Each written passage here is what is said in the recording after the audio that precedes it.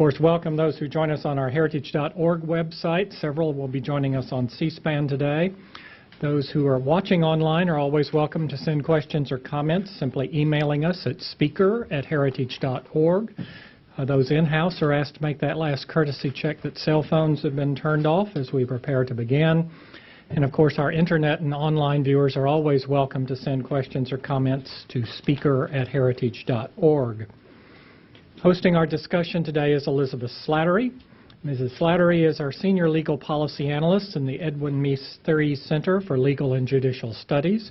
Her research focuses on issues such as the scope of the Constitution's Commerce Clause, equal protection, federal exemption, and election laws. She also studies and writes about the Supreme Court, judicial confirmations, the proper role of the courts, and methods of judicial interpretation. In addition to her research work, she regularly contributes to the Rule of Law posts on Heritage Policy blog. Her work also has appeared in such venues as the Daily Caller and U.S. News and World Report. Please join me in welcoming my colleague, Elizabeth Slattery. Elizabeth?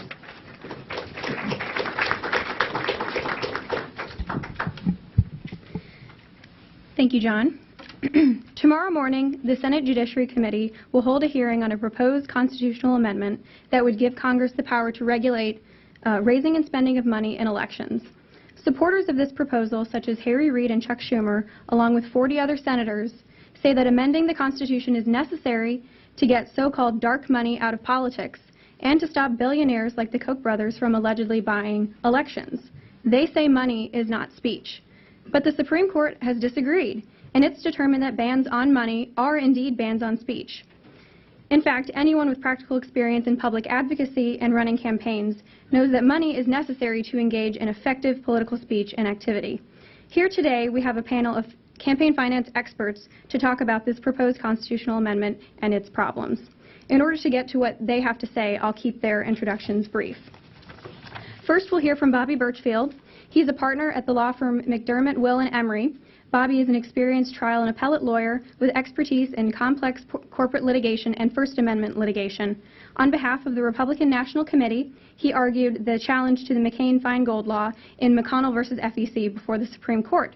He also argued on behalf of Senate Minority Leader Mitch McConnell in the successful challenge to aggregate contribution limits in McCutcheon v. FEC, which was decided this past April.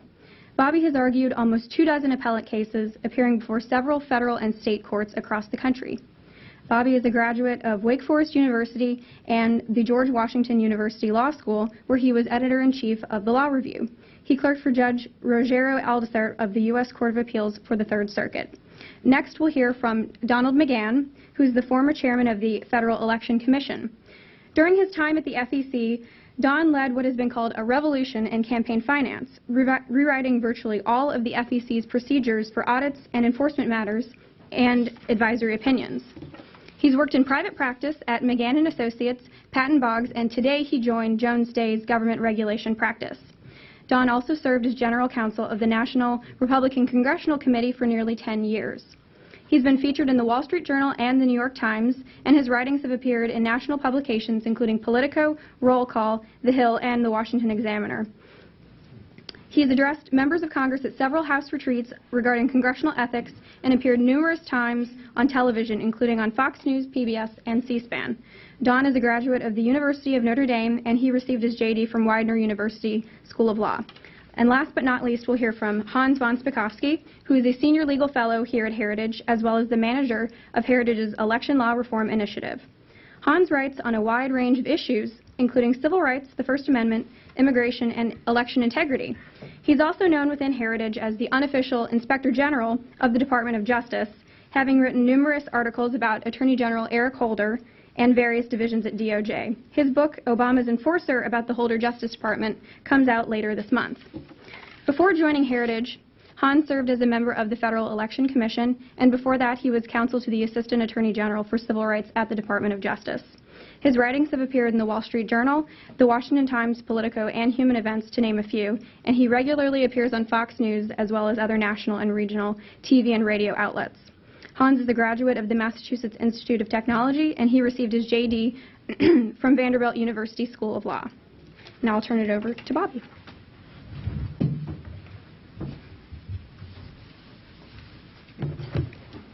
Thank you, Elizabeth. We are here today to declare victory.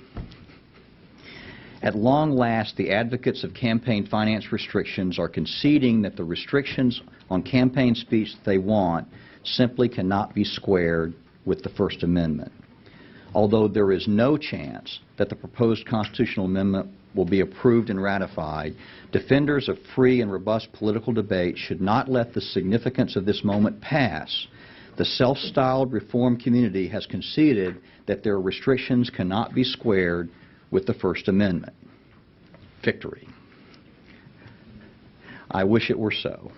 This afternoon, I would like to make 3 basic points. First, the McCutcheon decision is plainly correct. As you know, the campaign finance regime contains 2 types of contribution limits. Base limits impose a dollar cap on the amount of money a contributor may give to a candidate per election or a political committee per year. For example, Congress has determined that the non-corrupting amount an individual may give to a federal candidate is $2,600 per election, or $5,200 for a primary and general election. The aggregate limits impose a cap on the total amount of money a contributor may contribute to all candidates and all political committees in a 2-year election cycle. For contributions to candidates, the aggregate limit is $48,600 per election cycle. Once a contributor gives $5,200 to 9 candidates, he is at $46,800. He may give only $1,800 to all other candidates. If it is perfectly legal to give $5,200 to the first 9 candidates, why is it a felony to give $1,801 to the 10th candidate? This makes no sense. Put simply, you can't corrupt candidate Smith, that 10th candidate, by having already given a legal contribution to candidate Jones, one of the first 9. The plain motivation for the aggregate limit is to equalize political speech. Few people can give more than a few $1,000s, so the aggregate limit keeps more generous donors from giving too much. Decades of Supreme Court precedent, however, make clear that the First Amendment prohibits schemes to level the playing field by keeping certain people from speaking too much. Defenders of the aggregate limit recognize that precedent would not allow them to defend the aggregate limit as a speech equalization measure. So they defended it as a measure to prevent circumvention of the base limits. Unscrupulous contributors, they said, will try to channel contributions through candidates and political committees to preferred candidates. This led them to rely upon what Justice Alito referred to at oral argument as speculative hypotheticals. Even Justice Breyer's dissenting opinion relies on 3 hypotheticals to suggest that an unscrupulous contributor will go to great lengths to evade the base limit if there is no aggregate limit. 2 quick responses. Persons knowledgeable about the campaign finance laws and regulations, as many of you are, will quickly see that Justice Breyer's hypotheticals assume activity that is in violation of the Federal Election Commission's regulations. Moreover, even under the aggregate limits as they existed until they were struck down, contributors could give the maximum amount of money to 9 candidates. If contributors were able to channel excessive contributions through other candidates or political committees to a preferred candidate, there should be some evidence. One example in the last 4 decades, one would think, of this channeling in prior election cycles. Yet the government had no such evidence. First Amendment rights should not be restricted based upon so much speculation. The aggregate limits made no sense, and the court correctly struck them down. My second point this afternoon is that McCutcheon, like Citizens United, did not really break new First Amendment ground. Rather, those decisions returned to established First Amendment principles after a decade of deviation. The McCutcheon decision is grounded on 2 such principles. First, speech equalization, or leveling the playing field, is offensive to the First Amendment. This precept is a cornerstone of Buckley v. Vallejo in 1976, Buckley, in turn, relied on the landmark precedents of New York Times versus Sullivan in 1964 and Associated Press versus United States in 1945. This desire to equalize speech, to limit the speech of the wealthy so they cannot dominate the debate, is, I believe, a major purpose of campaign finance restrictions and a key motivation of the effort to change the First Amendment. The second fundamental precept underlying McCutcheon is that avoiding corruption or the appearance of corruption are the only governmental interests recognized under the First Amendment for restricting political giving and spending. Moreover, in this context, corruption means quid pro quo corruption, the giving of money for political favors. Again, this precept dates back decades. As the court wrote in 1985 in FEC versus National Conservative Political Action Committee, quote, "We held in Buckley and confirmed in Citizens Against Rent Control that preventing corruption or the appearance of corruption are the only legitimate and compelling interests thus far identified for restricting campaign finances." It continued, quote, "The hallmark of corruption is the financial quid pro quo, dollars for political favors." The court began to deviate from these principles in the late 1990s in the second Colorado Republican decision. A court majority began to expand this anti-corruption rationale to encompass war chest corruption, which means that an individual or a corporation had too much money. Access corruption, which means that by giving money you might be able to shake a senator's hand in a receiving line. And even gratitude corruption, meaning that if you gave money to an office holder, they might be grateful for it. This deviation reached its peak in the McConnell decision in 2003, which upheld the sweeping restrictions on political speech in the Bipartisan Campaign Reform Act. Citizens United and McCutcheon have reversed this trend and returned First Amendment jurisprudence to its basic principles. Cries from the reform community about how the Roberts Court has ignored precedent and rewritten the First Amendment are simply mistaken.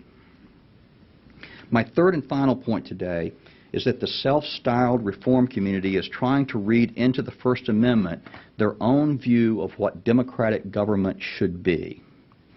By its language, intention, and the precedent applying it, the First Amendment protects the marketplace of ideas, promoting the most robust discussion possible with the assumption that a free people can assess for themselves the strength of the arguments and make informed electoral decisions. This means that the government does not silence anyone, it does not limit anyone, and it does not referee the debate. In recent years, the self-styled reformers have begun to suggest that free and robust debate does not promote democracy, but threatens it. They contend that allowing the wealthy to speak more can drown out the voices of the less wealthy, and that the very volume of speech from certain quarters threatens to delegitimize, they would say corrupt, the democratic process.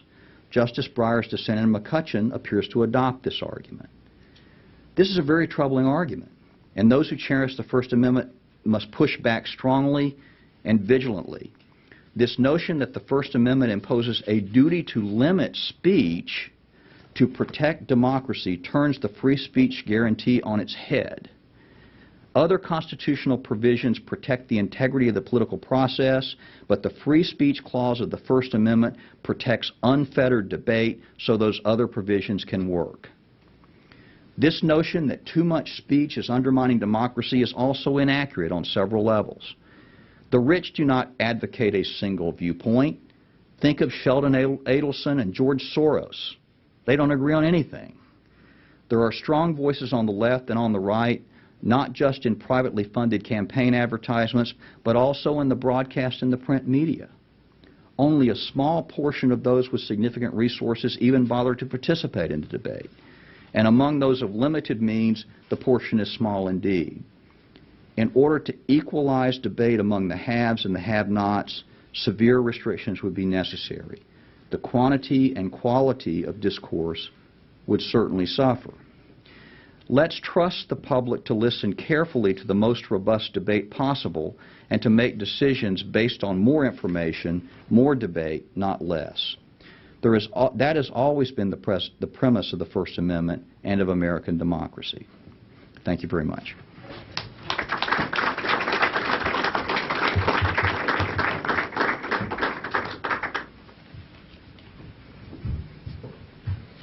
Good afternoon. To thank Heritage for having me here and putting on this panel. And I want to begin by echoing what Bobby said about declaring victory. My reaction when I heard that the Senate Democrats were going to push an amendment to the Constitution, changing the First Amendment, was at least now they're finally admitting that what they really want to do is unconstitutional. For over 2 centuries, we've agreed that the idea of robust political discussion is necessary in a representative democracy such as ours. When you elect representatives to go to Washington or to your state capitals, you don't micromanage everything they do. You trust their judgment, but the way to ensure that their judgment remains somewhat pure, and at least consistent with what the people want, is that the people can speak out and criticize those folks once they get in office. That's kind of how we do things in America.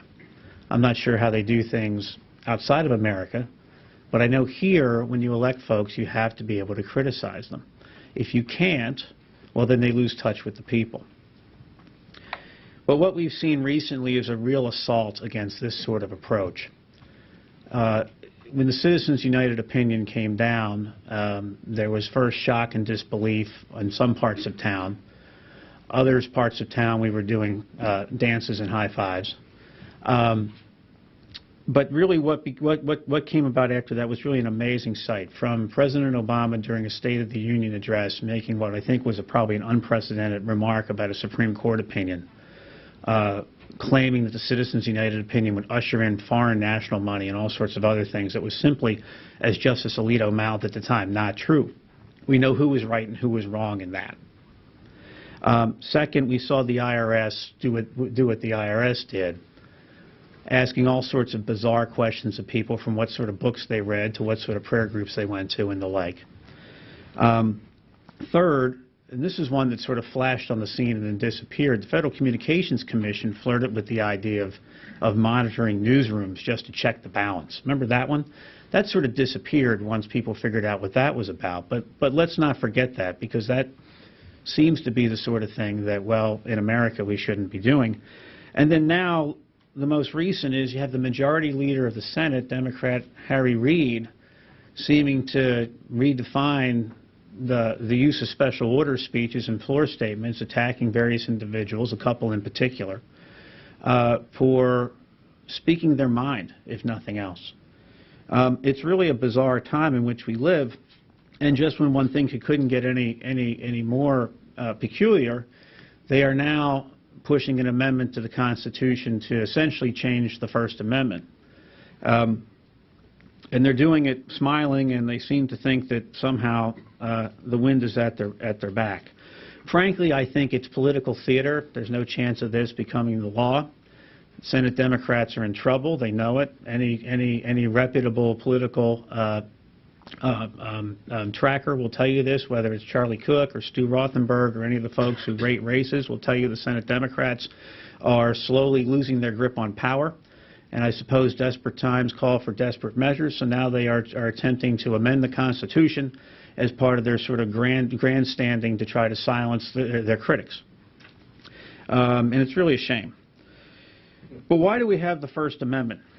What gets lost is that it's not there just because we needed a placeholder in the Bill of Rights. There's some history there as to why we have it, and it really goes back to when we were under the rule of England. And for about 100 years, England was, and to a certain extent still does, have an entirely different view of free speech than we have here. The licensing order of 1643, for example, essentially banned all sorts of public speech, newspapers, pamphlets, and the like. They had to be licensed, and of course they had to be licensed by the Crown and then later Parliament. And the kind of speech they didn't like the most was the kind that the people liked the most, which was that critical of the Crown and the government of England. So what the government did was they simply said you had to license it, which is effectively a ban. So you had to register all print materials and the like. And there were some rather draconian provisions that were attached to this. You could be arrested, that sort of thing. Then, you know, fast forward, the Stamp Act, remember this from history class, that was in 1765. It had nothing to do with the sort of stamps that you put on mail pieces, but of course it had to do with the fact the Crown required that a stamp be placed in all printed material. So in order to print anything in the colonies, one had to pay a tax. So you had to get permission to speak yet again.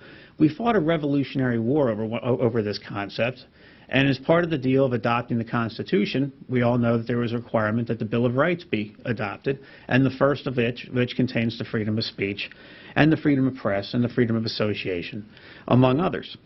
Now, here we are in the midst of an election battle where certain politicians are gripping the power as only politicians can, and now they want to change the rules of the game and prevent people from criticizing them, not unlike England did long before our revolution, and which led to our revolution.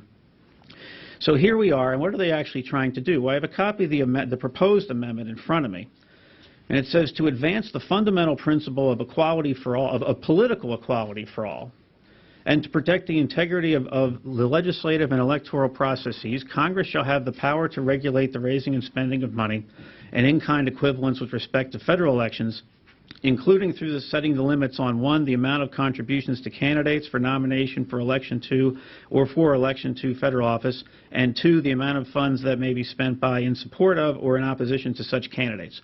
Section 2 extends this power to the states, which is even, I think, a more radical change, because talk about federalizing elections. It empowers, regardless of what a state constitution said, this would presumably trump that. So what does this mean? Well, first, it invokes the fundamental principle of political equality, whatever that means, for all. But yet there's an exception to later in the proposed amendment that exempts out, essentially, the corporate press. It says nothing in this article shall be construed to grant Congress the power to abridge the freedom of the press. So in other words, that means if you are the incorporated media, which is really much like the mainstream media today, it seems that you are exempt from this. But if you're a blogger or someone who's maybe on the cusp of being the media, watch out. This seems to empower Congress to regulate you or otherwise potentially ban you from speaking. What some of this means, who knows? And as one who has done nothing but election law for most of my professional career, I read this and I scratch my head and I wonder why they have to do this. Because when they want to pass an amendment that says Congress should have the power to regulate the raising and spending of money, Congress does have the power, rightly or wrongly, to regulate the raising of money. Buckley versus Vallejo upheld contribution limits. They've been upheld since. Limits that are too low have been deemed an abridgment of speech, but for the most part, courts have already upheld the ability to limit contributions. The government has flirted with banning certain kinds of speech. Much of it is still banned if it is so-called coordination with candidates, which is subject to a murky multi-factor test. But they do have the power to do that, says the courts. So the question is, what are they doing? Well, they're going to try to limit independent speech. Now, what's interesting is the courts have upheld some disclosure of independent speech, which 6 months ago was supposed to be the answer, a year ago was supposed to be the answer. Remember the Disclose Act, Part 1 and Part 2? Well, that was supposed to cure all the ills in our democracy, but unfortunately, I guess they've given up on that. They've moved to the more radical change, which is the constitutional amendment. So when you read this text, you think what the courts have already upheld, what are they really getting at? Well, they're getting at the kind of TV advertising we're seeing nowadays, criticizing, well, frankly, the Senate Democrats for what they've been doing. Now, the question is, why can't we do this now under current law? Well, what's amazing is that many of the ads that people are currently complaining of are not covered by current law, nor have they ever been covered by current law. Unless ads contain express words of advocacy this time of year, you don't have to even file a disclosure report, which is as it should be. If you're near an election, McCain-Feingold imposed an additional reporting requirement for so-called electioneering communications.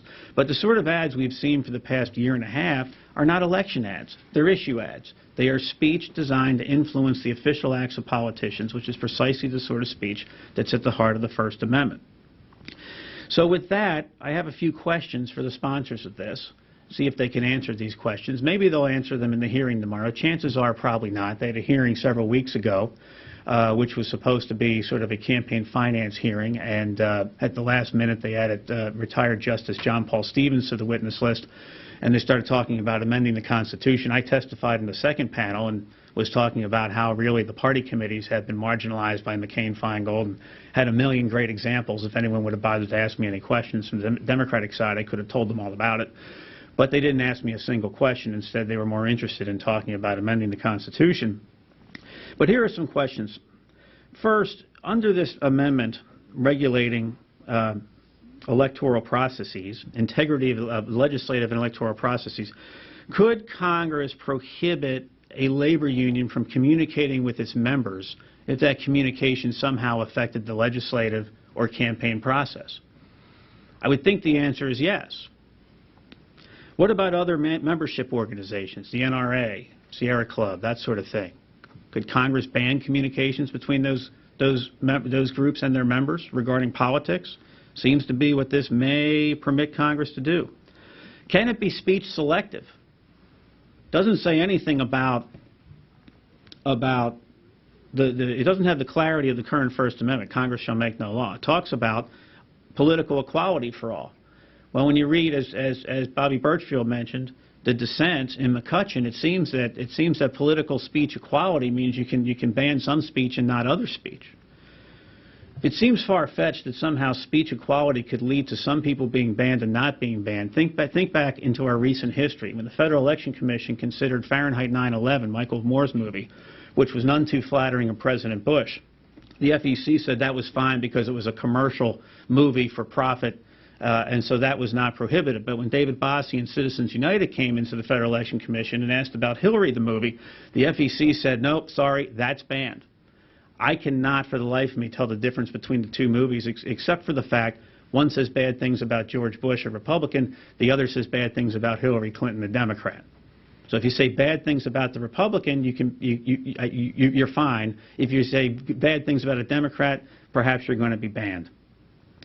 What about pastors and churches? This is an issue that comes up every so often. Can the government now get in there and tell a priest he can't talk to his congregation because it may somehow have something to do with politics? This amendment would seem to permit the U.S. Congress to do that. And what about bloggers? What if you're not the corporate media? What if you're Citizens United? What if you're other companies trying to make movies and documentaries of the sort that the corporate mainstream media deem not to be part of the exclusive club that they are already in? Can Congress then regulate or otherwise ban those movies? We've seen it with the Citizens United movie. Let's not forget the facts of that case. Notwithstanding the hyperbolic press coverage, it was about a film and whether it could be seen and bought on pay-per-view cable by adults in the privacy of their own home. And the Federal Election Commission and later the Solicitor General's office said no. McCain-Feingold says you cannot watch that movie in the privacy of your own home on pay-per-view cable. That was the facts. That went to the Supreme Court. So this is not a situation where we're talking about, well, we're just going to ban campaign stuff. We're talking banning movies here. And then what about books and movies generally? What if a book is a 500-word book that talks about public policy, but it does get into election speech and says, therefore, you shouldn't elect so-and-so to be president?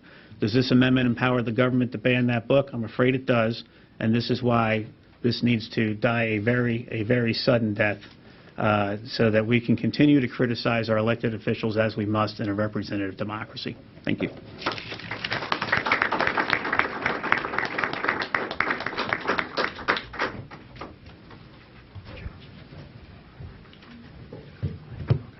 Well, maybe I should just sit down since I think they've, Don and Bobby said everything they need to say about this, but I'll add a few words. Now, the slide that we put up is basically the constitutional amendment, the important parts of it. And you'll notice that, as Don said, it not only would limit, give Congress the power to limit the contributions that can be given to a candidate directly, and also the expenditures that a candidate could incur trying to run for office. But you'll notice it also says that it would give them the power to limit the amount of funds spent in support of or in opposition to candidates. What that means is that it would give Congress the power to limit independent spending by individual Americans. Now, if you think that Congress would never do such a thing, I should tell you that, in fact, in the early 1970s, when Congress passed the modern version of the campaign finance laws that we've operated under now for 30 years, they actually passed a ban on independent expenditures by organizations and individual Americans, limiting them to only $1,000. Now, that meant that if you, as an individual, didn't like somebody running for Congress in your particular state, and you wanted to take out an ad in your local newspaper, all on your own, no coordination with any other candidate, to try to convince your neighbors not to vote for that particular candidate, you couldn't spend more than $1,000 doing that. So Congress already tried to do this in the early 1970s. Now, fortunately, in the Buckley versus Vallejo decision, which is the seminal case on campaign finance law, that was in 1976. That's the case in which the Supreme Court came up with the standard it uses in this area, which is to say that laws that prevent corruption or the appearance of corruption will be considered acceptable and can be used to somewhat limit otherwise accepted First Amendment rights. In that case, fortunately, the Supreme Court threw out that $1,000 limitation on independent expenditures. But it shows you the kind of ideas Congress had previously about this, and if this amendment were to pass, it could impose a law like that immediately, and there is nothing that anyone could do to stop it.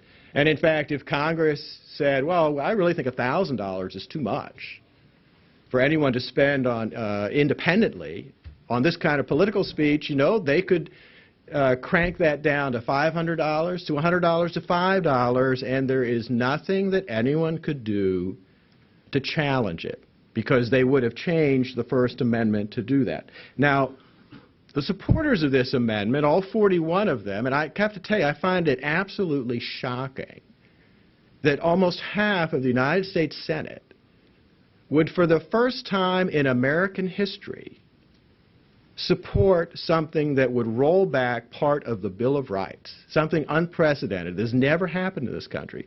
They say that, well, you know, when you restrict the amount of money that individuals can spend, raise or spend, that's not the same as restricting free speech. Well, as the Supreme Court said in that Buckley decision 30 years ago, virtually every means of communicating ideas in today's mass society requires the expenditure of money. You know, from the humblest handbill to leaflets to political ads run during prime time on TV, radio, and other mass media, to putting up billboards, putting up yard signs, or in the modern internet age, putting up a website. All of that costs money. And, you know, the days when you could stand on a soapbox in the Boston Common and speak politically to get people to accept your ideas or to vote for you as a candidate are long gone. And frankly, even then, if you want to be effective, it cost money. And again, those who say, well, the framers never imagined that the First Amendment would protect money spent on political speech, political activity, well, excuse me, but one of the greatest works in America that helped spur our revolution, Thomas Paine's Common Sense, it cost money to write it, publish it, print it, and distribute it. And the Federalist Papers, which helped get our Constitution accepted by the states, were printed in broadsheets, which were the equivalent of newspapers at that time, all of which cost money. So the idea that if you restrict money, you're not restricting free speech is just ridiculous. That's the same thing as saying that if you restrict the amount of money that a newspaper corporation like the New York Times can spend buying newsprint, you're not restricting their free speech. I mean, that is just a ridiculous claim.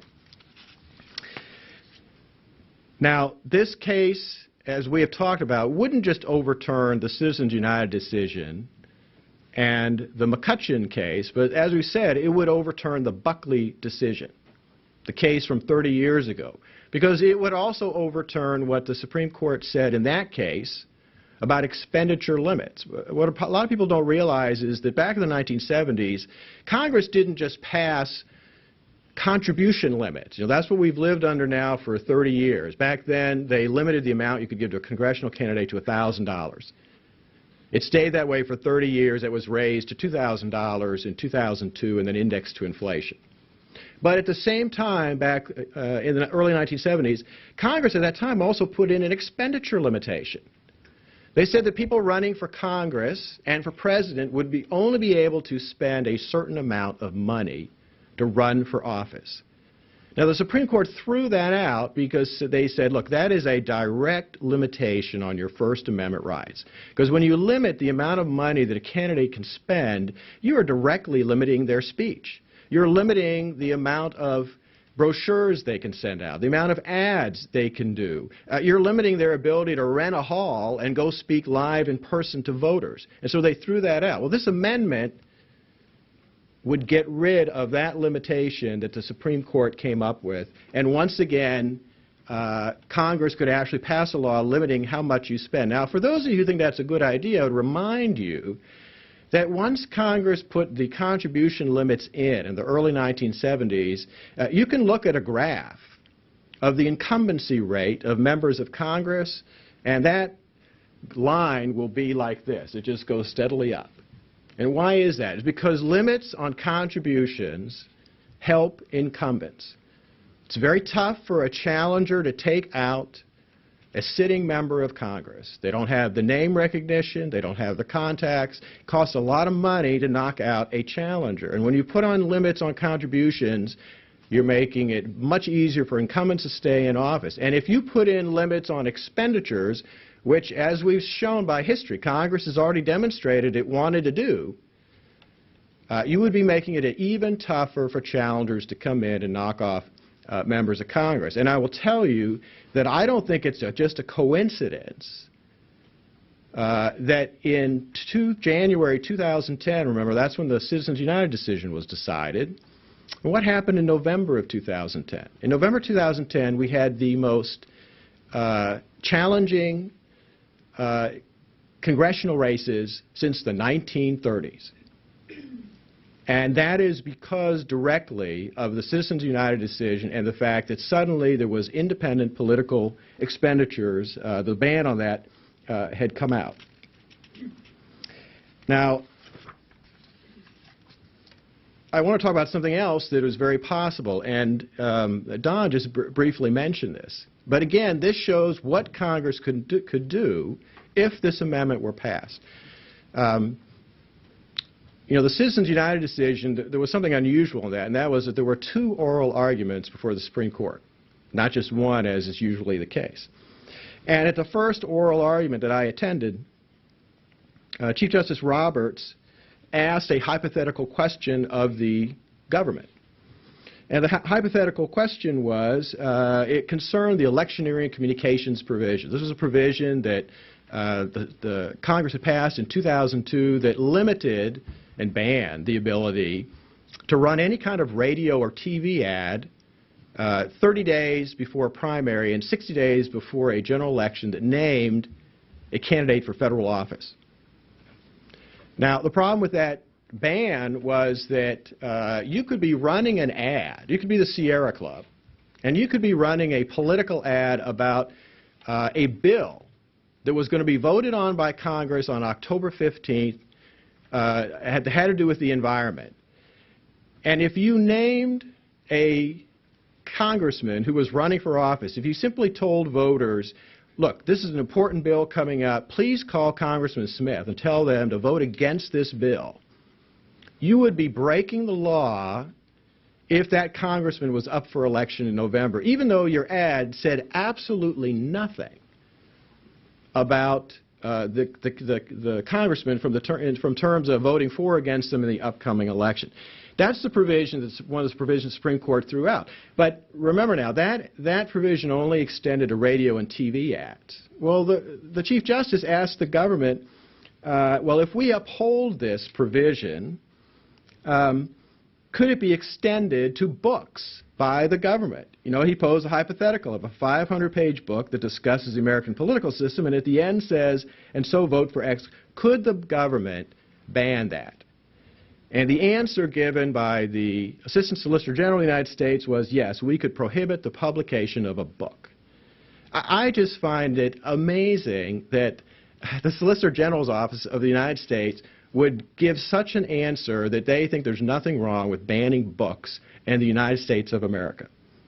Now, some will say that there's too much money in politics, and the intent of this is to get money out of politics. I always kind of have to laugh at that. I looked this up before I came down here. You know, in 2013, American companies spent over $140 billion advertising their products and services across the United States. If you check several of the websites that total up political spending, you'll find in the 2012 election cycle, we spent about $6 billion total on elections. That's about the same as American companies spent advertising fast food and candy in the United States last year.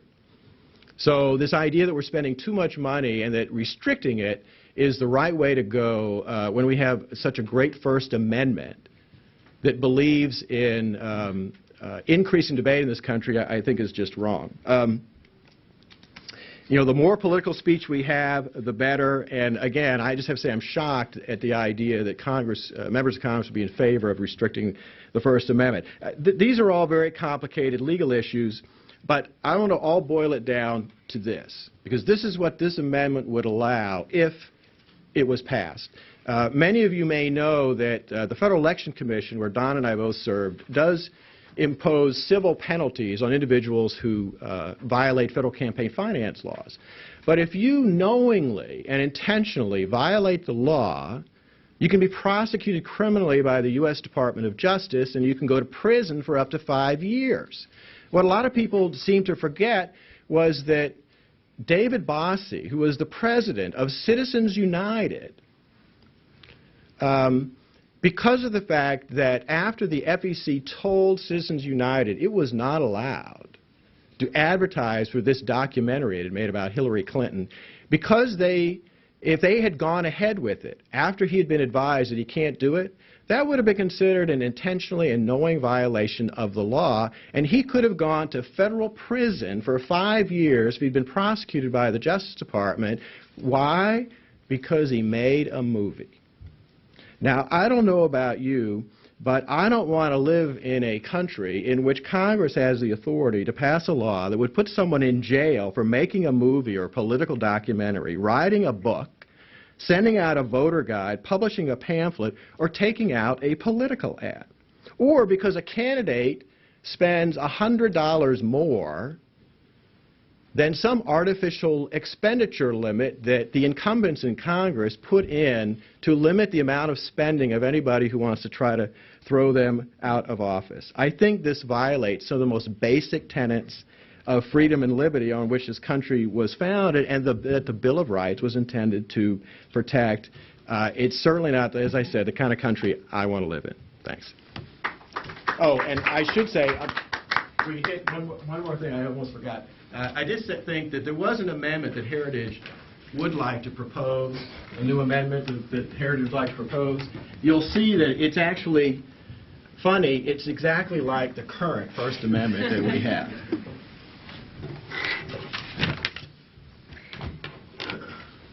So we'll open it up for questions from the audience in just a minute, but first we have 3 ground rules. Wait for the microphone. Please state your name and your affiliation and ask a question. Don't make a speech. So are there any questions? Okay. Oh, down here.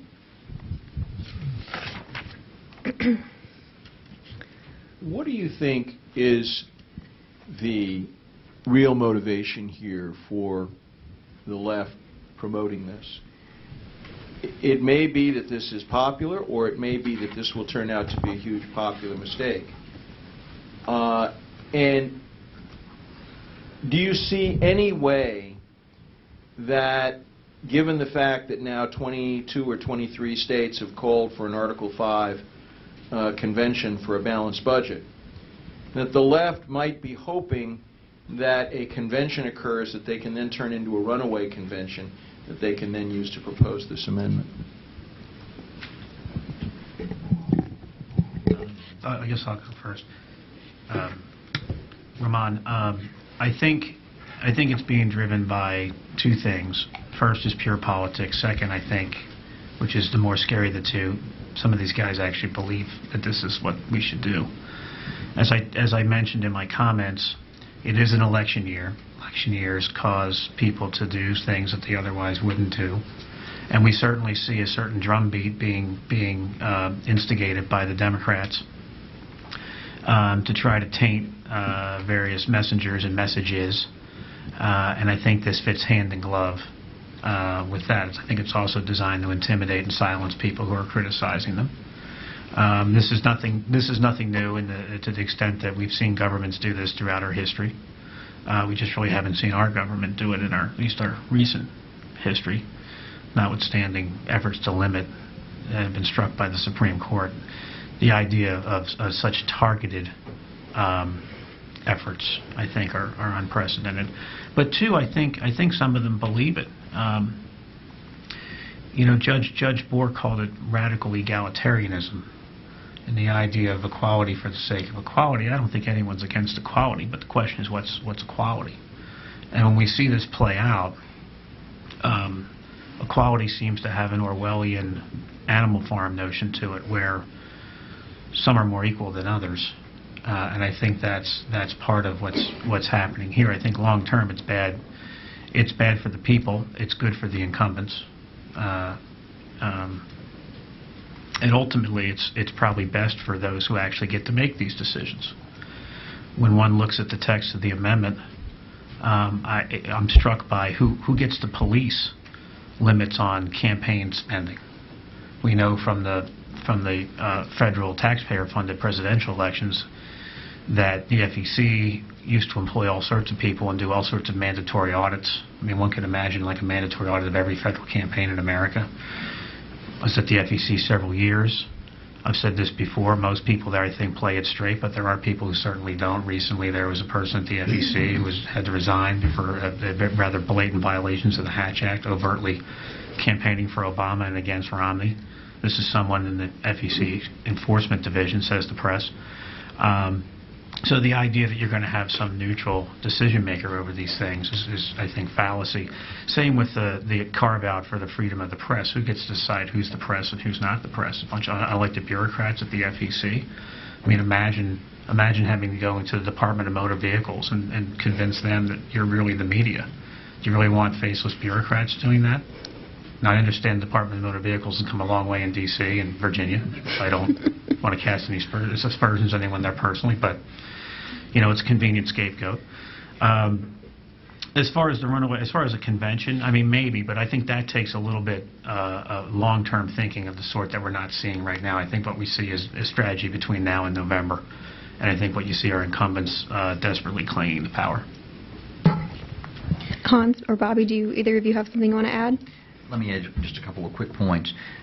We're dealing here with a well-established, powerful, and well-funded constituency that has for 2 or 3 decades advocated increasingly severe restrictions on campaign finance reform, on campaign finances. Now, interestingly, one of their big issues is this so-called dark money issue. Well, where do they get their money? None of these groups that are advocating for increasing disclosure and increasing restrictions on campaign finance disclose their donors. We think we know where the money's coming from, but they don't disclose it.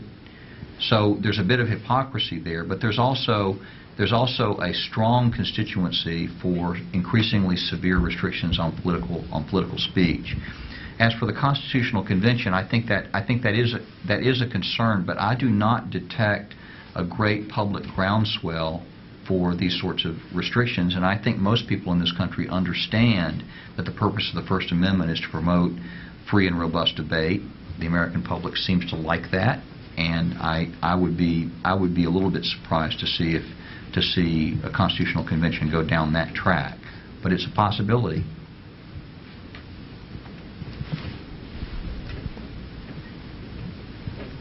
My name is Sarah Stranahan, and I work for Free Speech for People. And I wanted to ask 2 questions. First of all, I think there's a perception that spending on campaigns, both in direct contributions and in independent expenditures, has increased dramatically since Buckley v. Vallejo and Citizens United. And I'm wondering if you can attest to the accuracy of that perception. And then I'm also wondering whether you're aware of any public opinion polls about Citizens United and McCutcheon, and what your sense is of how the public feels about the current campaign finance rules.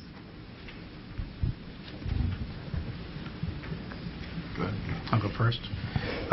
Taking them in reverse order, I'm not aware of any recent polls. I've seen news coverage of polls, and they all universally say no one likes Citizens United. And then when I actually read the poll, I realize the question is skewed. I do primarily campaigns for a living, so I like to think I can read polls, and I realize when you ask a question a certain way, you're going to get a certain answer.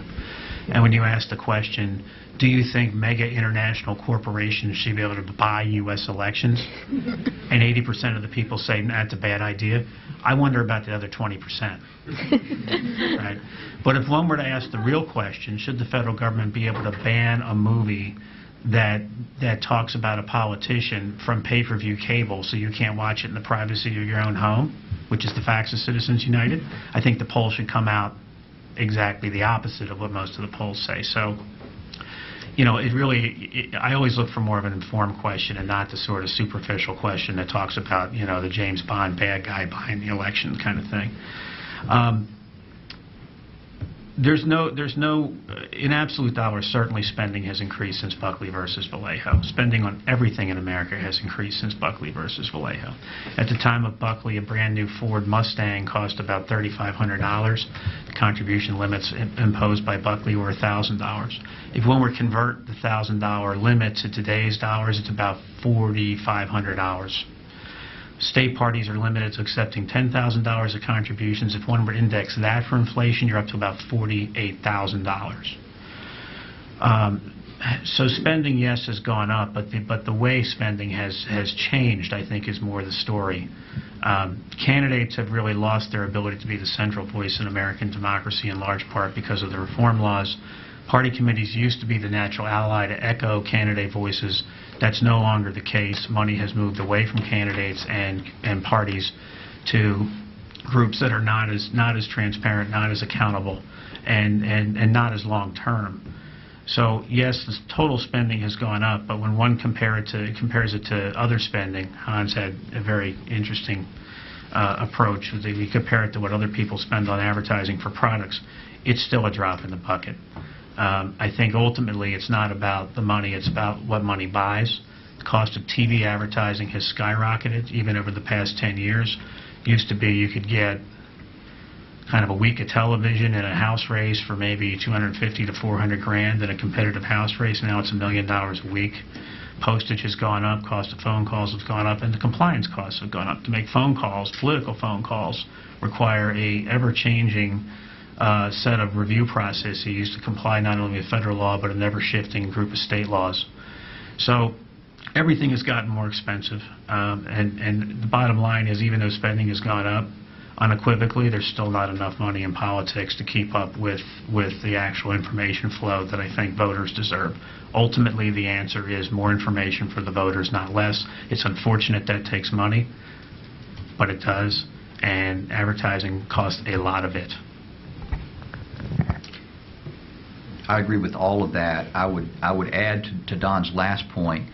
This is the American democracy, the American electoral system that we're speaking of. And to me, more debate, more speech, more focus on the issues in television ads, in print ads, in public forums. That's a good thing. I don't think it's a bad thing that people are airing a lot more television ads, and they certainly are because the restrictions, because of the First Amendment applications, have rolled them back. The second thing I would say is, with regard to the polling, it is true that these questions, and I've been on panels specifically to discuss polling, the questions, whatever the results whatever the results of the polls, the questions are almost always slanted one way or the other. I haven't seen a question that fairly presents the issue, in my view. They can be complex issues. They're difficult to phrase in a one-sentence poll question. But even if 85% of the American public wanted to impose tighter restrictions on campaign speech, that's what the First Amendment prevents. The First Amendment protects us from the tyranny of the majority. It protects the right of an individual person to say unpopular things. And that's the spirit of American democracy, that's the tradition of American democracy, and I frankly think that's also a very good thing.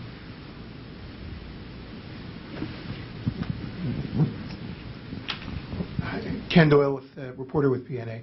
I'm curious about how you see this playing out in the Senate, the actual debate in the Senate, assuming Senator Reid brings up this amendment proposal.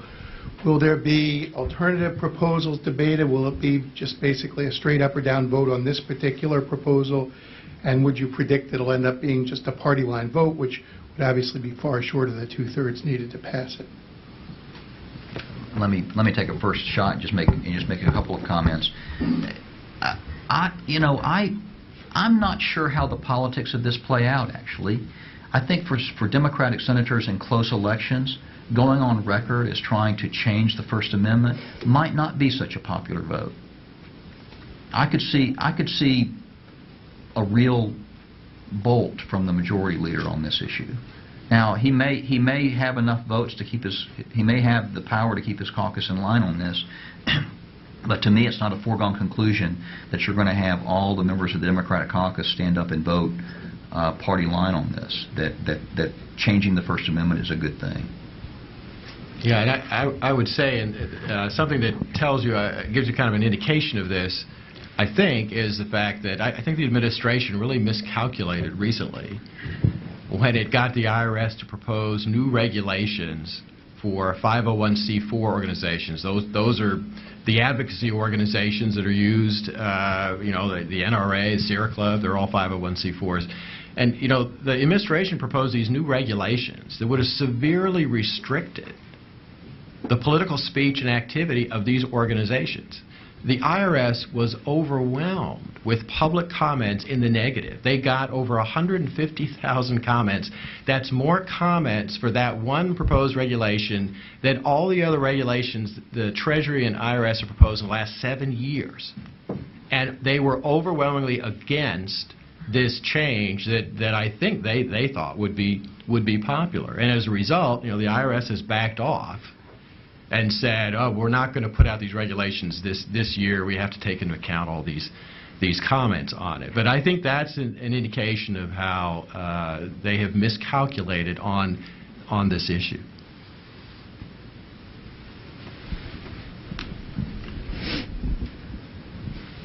Hi, my name is Ariel Giordano. I'm a rising 3L at the Columbus School of Law at Catholic University, and I'm a law clerk for the Senate Judiciary.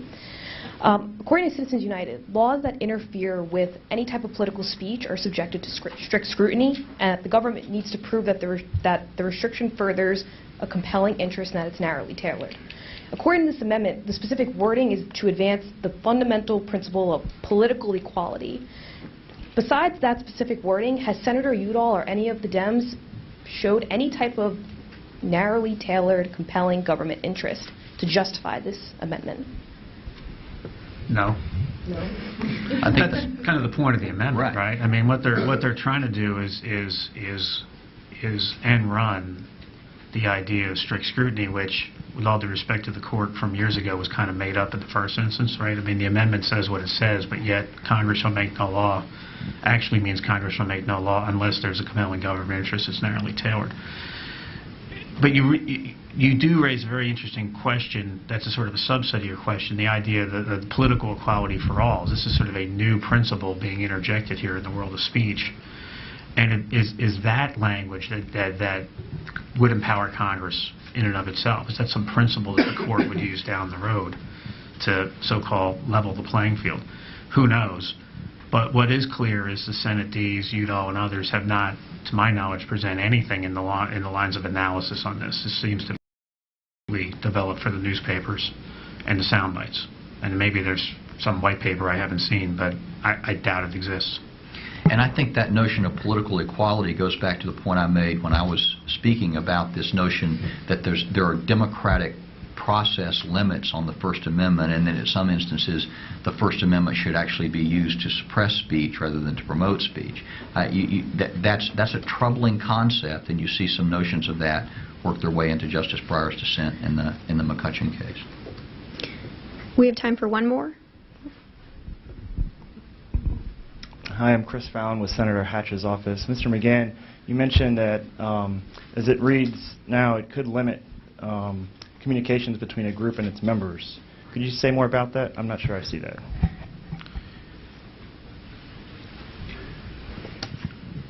Under current law, and even prior to Citizens United, when corporations were banned from sponsoring certain political communications, both corporations and labor unions were exempted to varying degrees when it came to those identical communications if they were sent to what's known as the restricted class. So if I were Corporation X or Union X and I decided to run an ad that said vote against Senator so-and-so, if I published that publicly prior to Citizens United, that would have been illegal. But if I sent that message to the restricted class, which in the case of a union is its members, in the case of a corporation is its administrative and executive personnel, their families and stockholders, that was exempted. And I think that was driven by not just the speech concern, but the associational concern that's also guaranteed by the First Amendment. So when one empowers Congress in the name of political equality for all and to protect the integrity of the legislative and electoral processes. So this is not just electoral, this is also legislative advocacy. And it expressly empower Congress to regulate the raising and spending money and in-kind equivalents with respect to federal elections.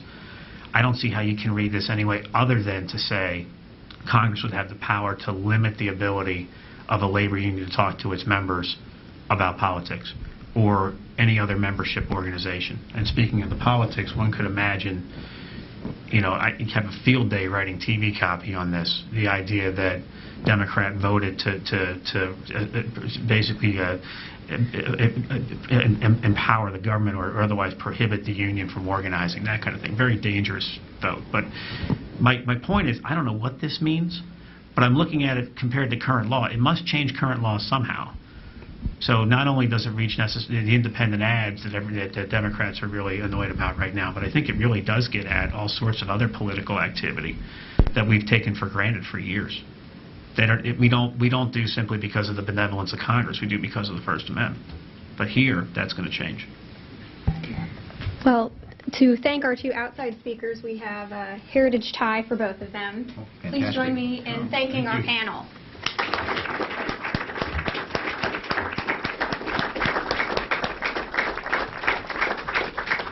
And thank you all for coming.